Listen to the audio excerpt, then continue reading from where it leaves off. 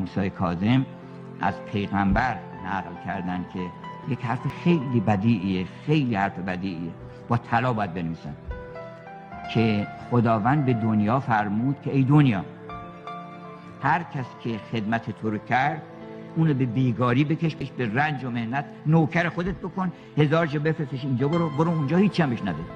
آدمای بد لذتی از دنیا نمیبرن، اصلا نمیتونن دنیا رو به دست بیارن، دنیا پدرشون در میاره، دنیا اصلا مأمور اذیت کردن آدمای بده. منتها به خودشون هم نمیفهمن که چطور قدم به قدم میبره و میدونه و اینا، میرسونش به پله مرگ.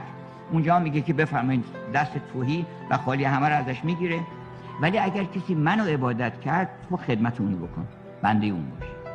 و این حرف بسیار لذت بخشه، برای اینکه اگر شما بنده اون شدین، دنیا اصلا مال شماست، دنیا به اون وفا نمیکنه، به شما وفا میکنه. اصلا دنیا مال آدمای خوبه.